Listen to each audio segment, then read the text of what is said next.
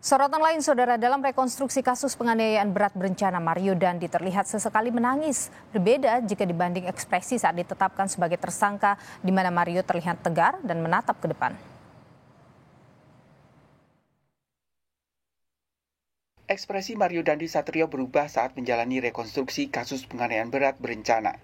Di awal penetapan sebagai tersangka, Mario terlihat tegar dan menatap ke depan. Namun saat reka ulang, Mario Dandi tertunduk hingga menangis. Sementara teman Mario, tersangka Shane Lucas, lebih banyak menunduk dan menangis, seperti ketika ditetapkan sebagai tersangka. Psikolog forensik Reza Indragiri Amril menyebut perubahan ekspresi Mario Dandi karena ada perubahan suasana hati, karena tidak bisa menghindari proses hukum. Saya bayangkan ada perubahan suasana hati ya.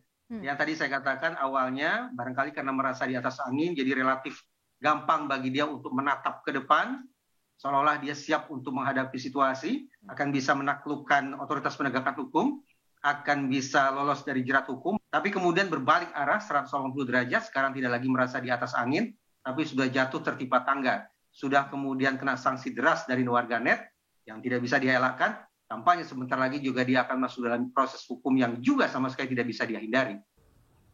Direktur Reserse Kriminal Umum Polda Metro Jaya, Kombes Hengki Haryadi menyebut akan memeriksa 4 saksi yang diduga mengetahui rencana Mario menganiaya David. Kami perlu sampaikan juga bahwa ada 4 saksi lagi yang belum kita periksa dalam rangka memperkuat. Ini sekali lagi dalam rangka memperkuat unsur daripada perencanaan para tersangka ini yang dalam waktu dekat kita akan periksa.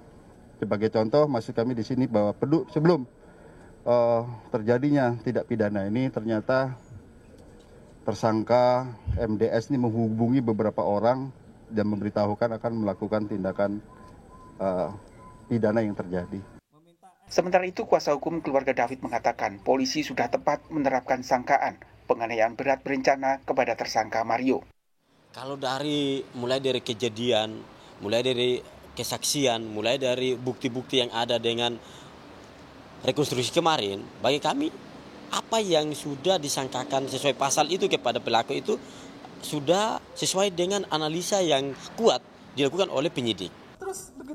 Dalam rekonstruksi terdapat 40 adegan yang diperagakan ulang oleh Mario Dandi, Shane Lucas, dan pemeran pengganti AG, serta saksi-saksi. Dalam rekonstruksi, Mario Dandi memperagakan selebrasi gol ala Cristiano Ronaldo usai menganiaya David. Dalam kasus ini, Mario Dandi dan Shane Lucas dijerat dengan pasal penganiayaan berat dan terencana dengan ancaman hukuman maksimal 12 tahun penjara. Tim Liputan, Kompas TV.